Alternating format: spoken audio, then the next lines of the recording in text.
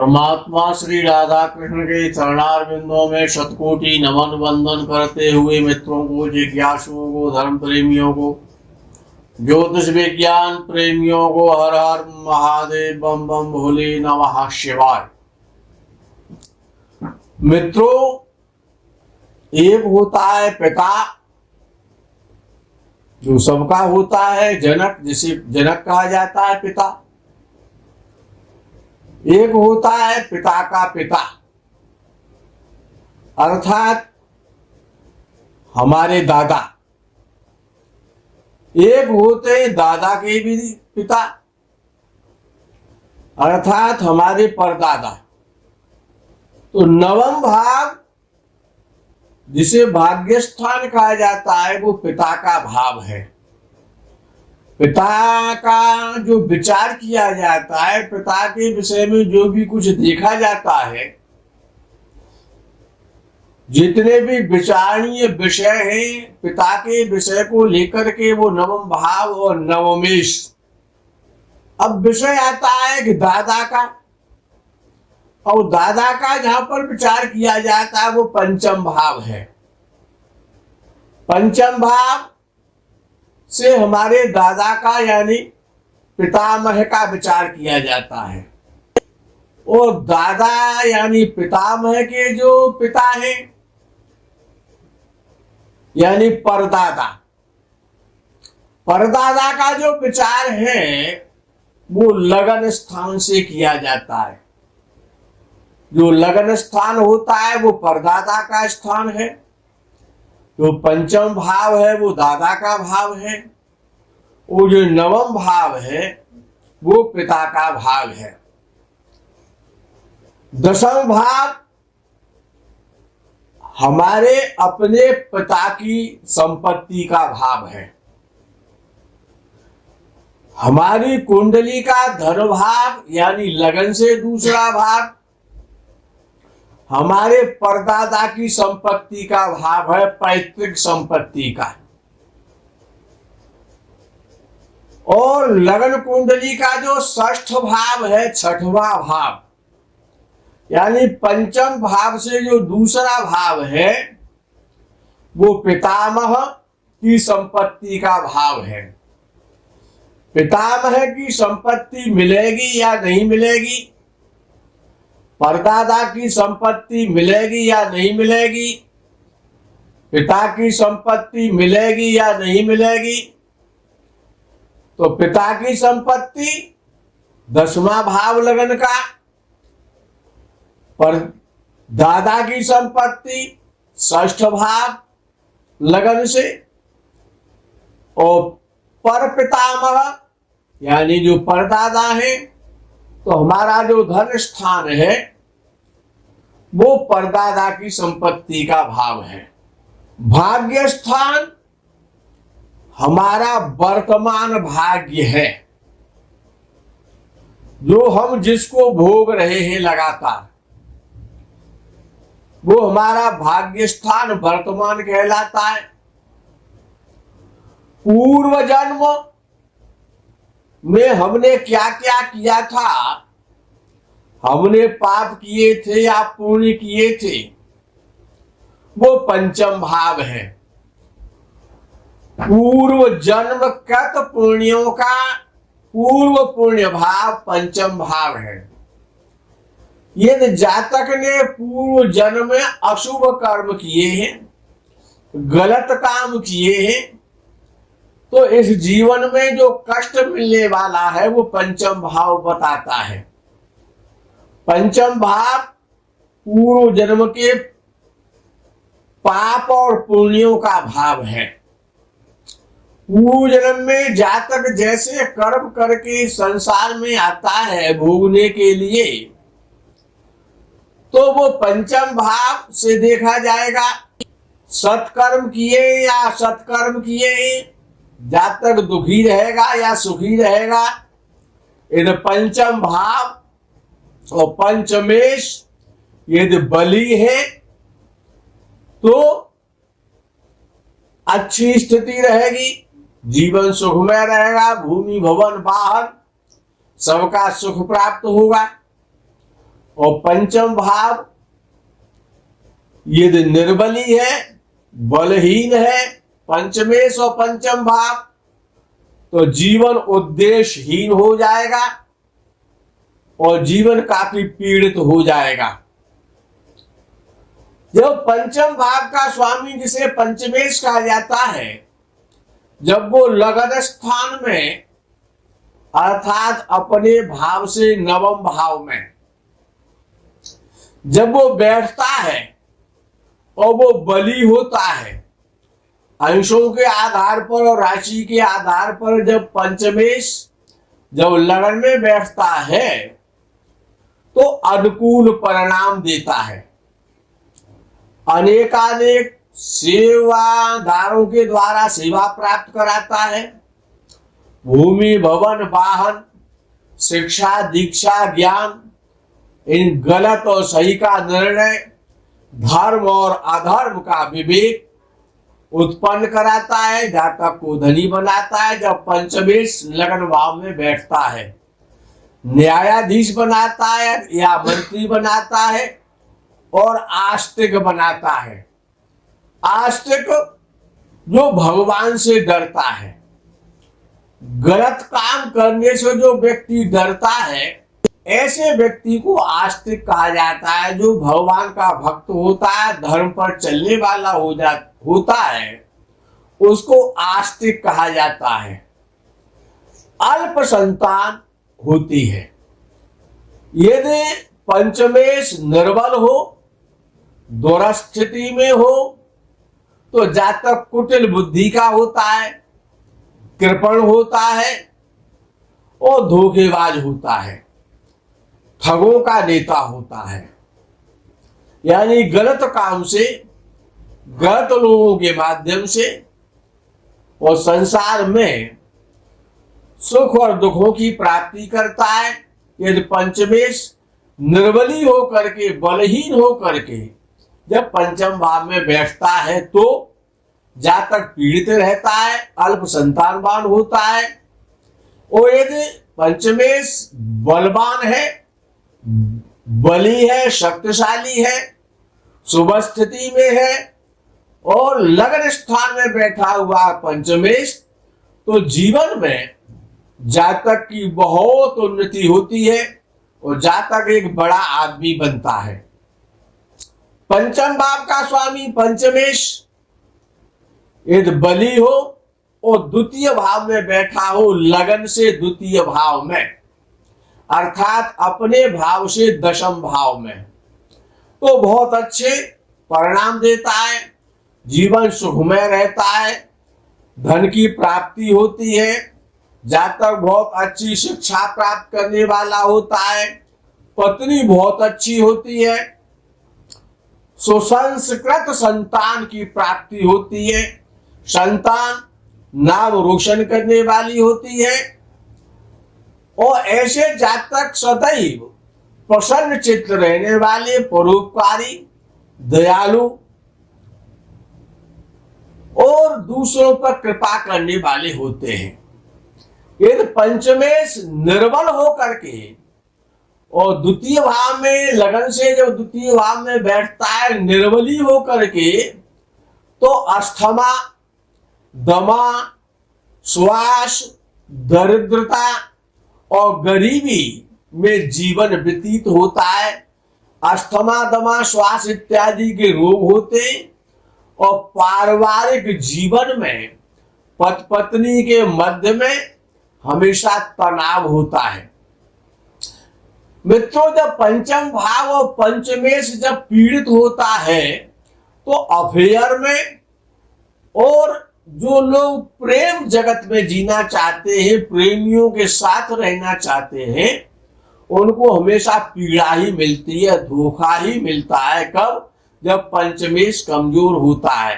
तो जिनका पंचमेश कमजोर है या पंचम भाव पीड़ित है या पंचमेश पीड़ित है, तो ऐसे जातकों को कभी भी अफेयर के चक्कर में नहीं पड़ना चाहिए, अन्यथा उनकी दुर्गति होती है। जब पंचमेश पंचम भाव का स्वामी लगन भाव से तीसरे भाव में बैठता है तो पंचमेश जब अपने भाव से एकादश भाव में, लगन भाव से जब तीसरे भाव में होता है तो सामान्यतया अधिक संतान प्राप्ति होती है, बहुत सारे भाई बहन होते हैं, जीवन बड़ा सुखमय होता है, जो भी जातक कार्य करता है वो स्थायित्व वाले होते हैं, यात्राएं सुखद और अनुकूल परिणाम देने वाली होती हैं। और यदि पंचमेश यदि निर्बली है, लगन से तीसरे भाव में बैठा हुआ है, तो ऐसा जातक छल कपट करने वाला, यात्राओं में धोखा देने वाला, दूसरों को धोखा देने वाला, संतान के साथ और भाइयों के साथ मधुर संबंध नहीं रहते, प्रतिकूल परिणाम प्राप्त होते हैं। जब पंचम भाव का स्वामी पंचमेश जब लगन से चतुर्थ भाव में और अपने भाव से द्वादश भाव में जब बैठता है, बली होकर के बैठता है, तो माता दीर्घायु होती है, भूमि का, भवन का, वाहन का, समस्त प्रकार के जातक को सुखों की प्राप्ति होती है। जातक शासन कार्य में अपनी भूमिका अदा करता है, मंत्री होता है या राज्याधिकारी होता है या किसी का सलाहकार होता है, अच्छी सलाह देने वाला होता है, माता का स्वास्थ्य बढ़िया रहता है, माता का स्नेह प्राप्त होता है। यदि पंचम भाव का स्वामी चतुर्थ भाव में जब लगन से बैठता है, तो यदि वो कमजोर होता है तो माता से विचार अच्छे नहीं रहते, माता और पुत्र के संबंध अच्छे नहीं किए जा सकते, जातक हमेशा पीड़ित रहता है, परेशान रहता है, भूमि भवन वाहन का सुख उसे कम ही प्राप्त होता है, यदि प्राप्त होता है तो समय समय पर कष्ट और बाधाओं का भी सामना करना पड़ता है। जब पंचमेश पंचम भाव का स्वामी जब पंचम भाव में ही बैठता है, स्वग्रही होकर के बैठता है, स्वराशि में बैठता है, तो अच्छी संतान की प्राप्ति होती है, अच्छी उच्च शिक्षा हायर एजुकेशन की प्राप्ति होती है, व्यवसाय बहुत अच्छा रहता है। जीवन में जातक जो भी काम करता है, जब पंचमेश स्वराशि में पंचम भाव में उपस्थित होता है, तो ऐसे जातक गणतज्ञ होते हैं, धार्मिक संस्थानों के प्रमुख होते हैं, धर्माधिकारी होते हैं, शासन करने वाले होते हैं, राज्याधिकारी होते हैं और बड़े आदमी धनी होते हैं। यदि पीड़ित हो, यदि पंचम भाव का स्वामी पंचम भाव में बैठा हो, राहु शनि मंगल इत्यादि के द्वारा, यदि वो पंचम भाव और पंचमेश पंचम भाव में यदि पीड़ित है, तो जातक को विभिन्न प्रकार के अरिष्ट होते हैं, संतान से कष्ट प्राप्त होता है, संतान अल्पायु होती है, संतान रोगी रहती है, जातक के व्यवहार में और संतान के प्रति संतान के द्वारा जातक पीड़ित भी होता है, कठोर श्रम करना पड़ता है और जातक भ्रमित दिमाग का होता है, जातक हमेशा नेगेटिव सोचता है, नेगेटिव ऊर्जा उसके अंदर भरी रहती है। जब पंचम भाव का स्वामी पंचमेश जब लगन भाव से षष्ठ भाव में अर्थात पंचम भाव से द्वितीय भाव में जब बैठता है और बली होकर के शक्तिशाली होकर के जब बैठता है, तो मामाओं के लिए बहुत अच्छा होता है, अपने ननिहाल के लिए बहुत अच्छा होता है।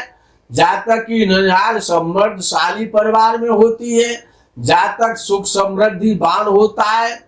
लेकिन ऐसा जातक संतानहीनता या संतान के जन्म में विलंब से या संतान की मृत्यु के कारण पीड़ित भी होता है, संतान के साथ शत्रुवत व्यवहार रहता है, संतान अच्छा व्यवहार नहीं करती है। जब पंचमेश अपने भाव से द्वितीय भाव में जब बैठता है और पिता पुत्रों के संबंधों में प्राय विरोध रहता है, विद्या में नाना प्रकार के विघ्न भी उत्पन्न होते हैं, जातक जीवन भर संघर्ष करता है, रोगी भी रहता है और अशुभ परिणाम उसको प्राप्त होते हैं। जब पंचम भाव का स्वामी अपने भाव से तीसरे भाव में अर्थात लगन से जब सप्तम भाव में बैठता है, बली होकर के बैठता है तो ऐसा जातक शिक्षित होता है, अच्छी शिक्षा होती है, यशोपलब्धि प्राप्त होता है, सुप्रतिष्ठित होता है, समृद्धशाली होता है, संभ्रांत व्यक्तियों में से जातक के संबंध होते हैं। जातक का पुत्र विदेश में निवास करता है, पुत्र संतान विदेश में जाती है और वहां पर निवास करती है, धन समृद्धि हमेशा प्राप्त होती है। यदि पंचम भाव का स्वामी अशुभता लेकर के बलहीन होकर के जब लगन से जब सप्तम भाव में बैठता है या उस पर अशुभ प्रभाव होता है, निर्बली होता है, जब पंचमे सप्तम भाव में बैठा हुआ तो संतान की भी हानि करता है, संतान को पीड़ा मिलती है, संतान विलंब से होती है, संतान से कष्ट भी प्राप्त होते हैं। जब पंचम भाव का स्वामी पंचमेश जब लगन से अष्टम भाव में और पंचमेश अपने भाव से जब चतुर्थ भाव में बैठता है अर्थात अष्टम भाव में लगन से, तो पैतृक संपत्ति की प्राप्ति कराता है पंचमेश, आध्यात्मिक उत्थान कराता है, आध्यात्म में और धर्म में जातक की रुचि रहती है। जो भी साधना करता है जातक, जो भी मंत्र सिद्धि करना चाहता है या कुंडलिनी जागरण जैसे जो विषय है वो भी जागृत कर सकता है जातक। शुभ परिणाम पंचमेश देता है जब वो अष्टम भाव में बैठता है। यदि जातक का पंचमेश पीड़ित होकर के जब अष्टम भाव में जब आयु भाव में जब बैठता है, पीड़ित होता है और कम बली होता है, अशुभ स्थिति में होता है, तो फेफड़ों के और आंतों से संबंधित रोग होते हैं, शिक्षा में रुकावटें आती हैं, बाधाएं आती हैं, आर्थिक समृद्धि कमजोर रहती है, विभिन्न प्रकार के कष्ट प्राप्त होते हैं और जातक की आर्थिक स्थिति हमेशा खराब ही रहती है और जातक पीड़ित रहता है। अशुभ स्थिति में पंचमेश जब अष्टम भाव में बैठता है और संतान से भी कष्ट देता है। जब पंचम भाव का स्वामी अपने भाव से पंचम भाव में बैठता है पंचमेश और लगन से भाग्य स्थान नवम भाव में बैठता है तो अनुकूल परिणाम प्राप्त होते हैं। कब? जब पंचमेश बली होता है तब। जातक धार्मिक होता है, संस्थानों का प्रमुख होता है, शिक्षा के क्षेत्र में अग्रणी रहता है, सुशिक्षित होता है, विद्वान होता है, मेडल प्राप्त करता है, बुद्धिमान होता है और लेखक भी होता है। जातक का जो पुत्र होता है वो बड़ा प्रसिद्धि प्राप्त होता है। पंचम भाव लिखने और पढ़ने का भाव है, लिखने पढ़ने से संबंध है जातक का, तो विद्वानों के आधार पर यह संबंध कुंडली में आध्यात्मिकता की जो आशा है, जो उत्कंठा है, उसको भी बहुत अधिक बढ़ाता है। यदि जातक का पंचमेश पीड़ित होकर के जब भाग्य स्थान में बैठता है तो जातक को भाग्यहीन बना देता है और बहुत कष्ट देता है। यदि बली है पंचम भाव का स्वामी अपने भाव से जब पंचम भाव में बैठता है तो हमेशा भाग्योदय कराता है। जब पंचम भाव का स्वामी जब अपने भाव से अपने भाव से षष्ठ भाव में और लगन भाव से जब वो दशम भाव में बैठता है तो केंद्र और त्रिकोणेश होकर के जब वो राजयोग देता है, राजयोग उदय करता है, ऐसा जातक व्यवसायी होता है, शिक्षा अच्छी रहती है, सुप्रसिद्ध रहता है, भूमि वाला होता है, संपत्तिशाली होता है, कीर्तिवान होता है, धार्मिक होता है, धार्मिक प्रवृत्ति हमेशा बनी रहती है, धार्मिक लोगों से हमेशा संबंध रखने वाला होता है। यदि पंचमेश पीड़ित होकर के लगन से जब दशम भाव में यदि है तो शिक्षा के लिए खराब होता है। ऐसा जैसे जातक अच्छे शिक्षावान नहीं होते और व्यवसाय में भी परेशानियां उनको हमेशा बनी रहती हैं। जब पंचमेश अपने भाव से जब सप्तम भाव में बैठता है अर्थात लगन भाव से एकादश भाव में, जब पंचमेश एकादश भाव में बैठा हुआ है लगन से, तो ऐसा जातक बहुत बली होता है, दीर्घायु होता है, संपत्तिशाली होता है, शिक्षा अच्छी होती है, अच्छा ज्ञानी होता है, बुद्धिमान होता है, प्रसिद्धि प्राप्त होता है, लेखक होता है, धनी होता है, अनुकूल परिणाम हमेशा प्राप्त होते हैं। धनवान लोगों से, संपत्तिशाली लोगों से, संभ्रांत लोगों से, विद्वानों से हमेशा उसके संबंध रहते हैं। भूमि भवन वाहन का समस्त प्रकार का उसे लाभ रहता है, अच्छी संतान की प्राप्ति होती है। और जब पंचमेश यदि पीड़ित है और जब लगन से एकादश भाव में बैठा हुआ है, तो ऐसा जातक अल्पज्ञानी होता है, पीड़ित रहता है, संतान से कष्ट प्राप्त करता है, कठिनाइयों से धनार्जन करता है और हमेशा उसको प्रतिकूल परिणाम प्राप्त होते हैं। कोई भी ग्रह किसी भी भाव का स्वामी क्यों ना हो, यदि वो शुभ स्थिति में है, विवाहावस्था में है, कुमारावस्था में है, तो हमेशा अच्छे परिणाम देगा, पीड़ित नहीं है।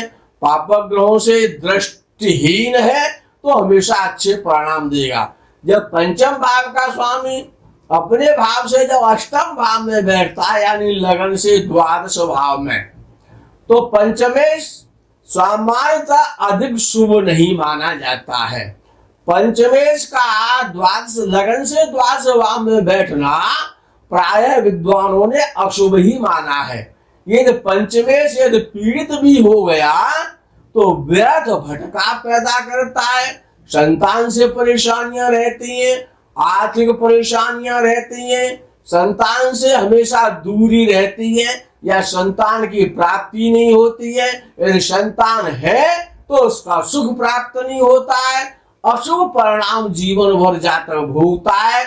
यदि अच्छी स्थिति में पंचमेश है तो ऐसा जातक आध्यात्मिक क्षेत्र में, आध्यात्मिकता में उत्थान प्राप्त करता है।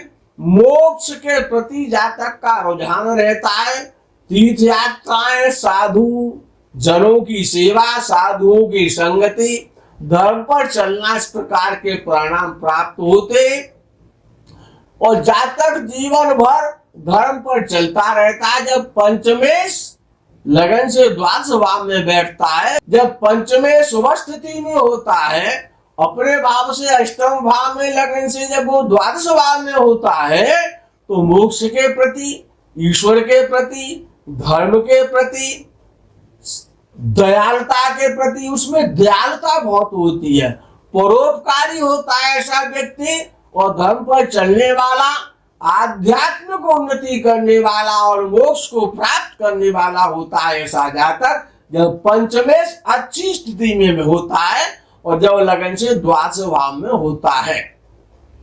मित्रों, इस प्रकरण में यही विराम करते हैं। आगे के प्रकरण का आप इंतजार करें। तब तक के लिए हर हर महादेव, बम बम भोले, नमः शिवाय, जय गौ माता की।